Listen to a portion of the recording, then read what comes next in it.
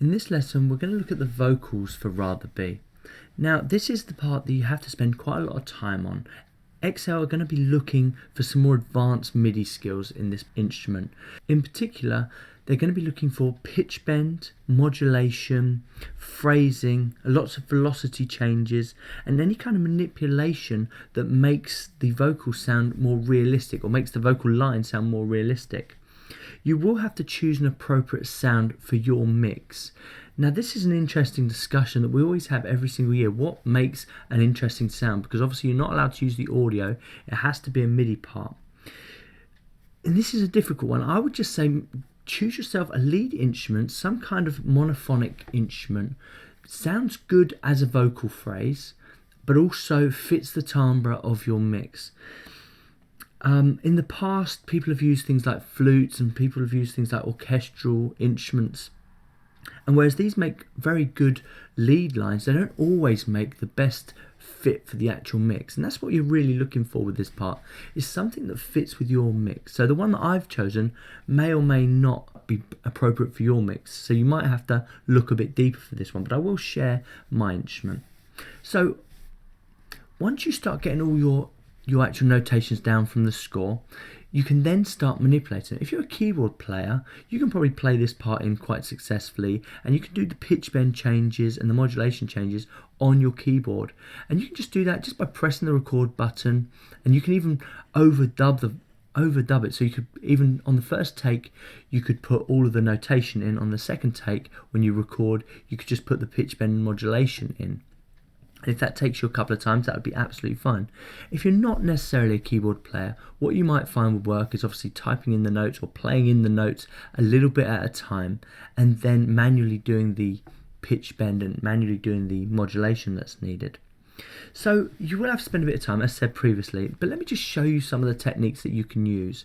So if I come over to this verse part and just kind of find some parts. Now, one of the first techniques, if you're not very good with pitch bend and modulation, one of the first techniques you could use is a thing called portamento. Now, portamento is a really good tool to use with monophonic instruments. Let me just show it to you here. And what happens is the notes overlap so that you don't get such a dut kind of sound where it's kind of very stuttered. You get this glide. And sometimes in some instruments it's called glide. So portamento is the phrase there. And you can see it's overlapped. So this note actually glides into this note rather than stepping onto it. And the same can be done in reverse as well. And I'll see if I can find you a note that does that in reverse, where it goes down onto it rather than up onto it. Let me see if I can find one. There's bound to be one here somewhere. Mostly they're going up onto it at the minute.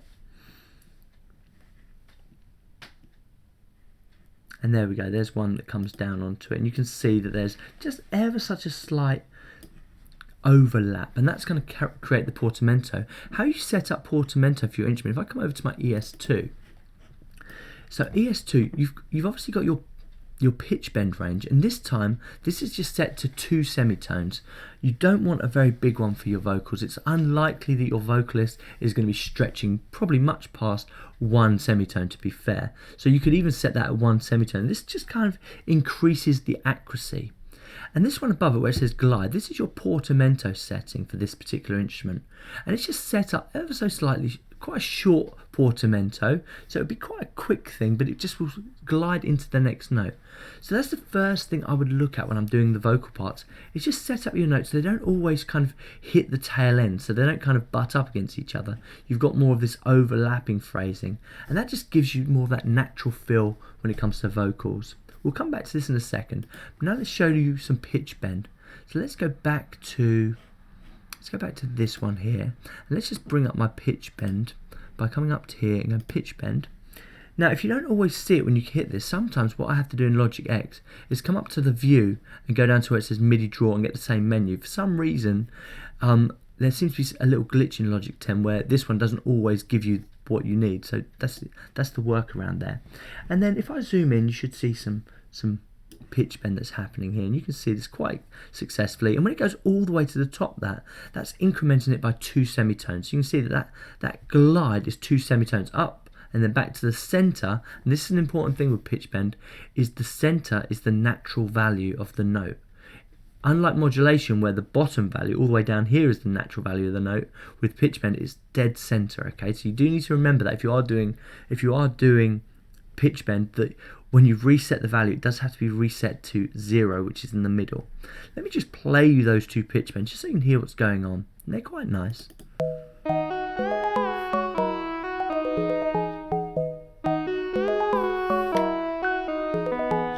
Happy with that. Another thing you're going to see with my phrasing is that I have kind of shortened the notes, and a lot of these notes do come in before the beat. And it's what you're going to find with vocals is they're not dead solid. You know, they're not going to be on the beat. They're going to waver to and fro from the actual sound. And one way, after putting this in from the score, one way I got this was I literally just turned on the Rather Be track as well, turned the volume down, and actually played my part with the track. Let me just play you a little bit of this.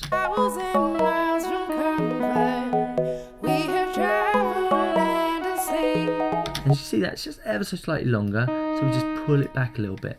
And those are the kind of executive decisions you want to be making. Does the phrasing fit? Does it need to come in a bit before, a bit after? Is it too loud, in which case we can bring the velocity of each of these notes down. So there is my pitch bend, and you can just draw this in. So if you want to do your velocities, you can come to your velocity tool and you can increment them up or down based on where you want them, or you can come down to your pencil tool and you can actually just draw in any kind of shape you want with the pitch bend. Let me undo that, I don't want that.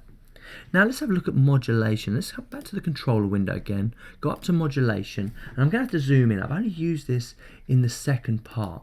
I haven't gone massively overboard with modulation, but there are a few things. The first thing you need to realise, and let's just come up here a little bit.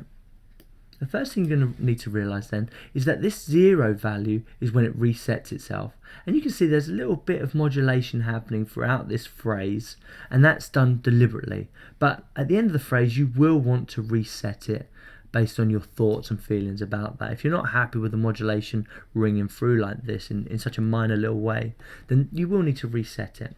So it's mainly happening here. Let me just show you a bit of modulation, show you how this works. You see that little wobble?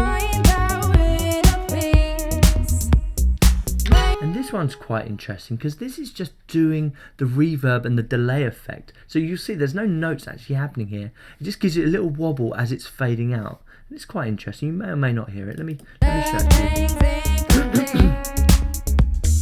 Just a nice little wobble on the way out. I will share these so you can kind of have a little look.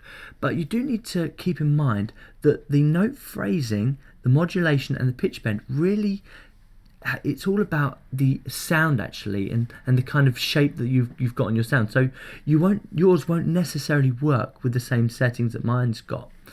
So let's just have a look at the instrument now. So we're using the ES2. The preset is Smart Boy, and actually Smart Boy on its own does work very, very well. However, this has been manipulated massively to kind of get the shape that I wanted. But you know, the Smart Boy sound is a nice one to come to, and this just, you can find this in the ESE bank by either just doing a search for it or just coming down to the appropriate one. It's under Lead Synths, and there it is there. Now, one thing you're going to notice about this, and I had a question the other week about how did I get these custom oscillators, and all you do is control click, or if you've got a 2-button mouse, right click, and then you can come down to all these extra kind of oscillators. And that's how flexible this tool is it does give you lots and lots of flexibility, and once you get into that, how to use it, you can do so much more with it. And you'll notice, excuse me, that I've got 3 different vocal oscillators here, so it's giving me a natural vocal kind of sound, and you can see the mix is almost dead center, so I'm using them equally. Another thing that I've had to do quite a lot of is shaping the envelopes. Reducing and putting some release on was really important to this, and finding this marginal point when it comes to the end of the notes is where you want to kind of determine how much release you want. If you want it to kind of just fade out more naturally, you're going to want to add a little bit more release. If you want it to kind of have a hard cut off at the end of each note, then you can pull this value down. There's a few other things that have been done here, like just adjusting the modulation wheel based on pitch, and it's just kind of determining how much modulation you want. That's pretty much it, and I'll share this screenshot so you can kind of have a little play with it and see what I've got. But once again, the Smart Voice sound on its own does work quite well. Just the final couple of thoughts then before I let you guys crack on. I've also included a bit more of my reverb, just a tiny bit. There's also a silver verb on this actual preset that works quite well, so I've left that on as well. I've reduced it ever so slightly in the mix to try and give myself some headroom. You can see I'm kind of over the headroom at the minute, so I'm going to need to play around with that a bit more. And then also I've put it dead center. The vocals do tend to be center in the mix. Let me just play a tiny part of this just so you can see what sound, see how I'm coming at this from. And we'll play it with the pitch bend, just so you can see where the pitch bend's at. So let's just play the first kind of verse. There are thousands miles.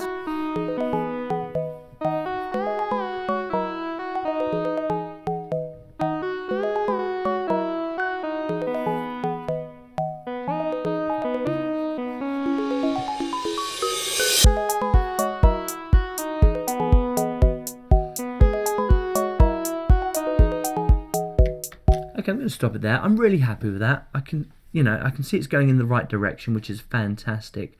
Get your notes inputted, and I'll see you in the next lesson for the final few parts, which are the backing vocals.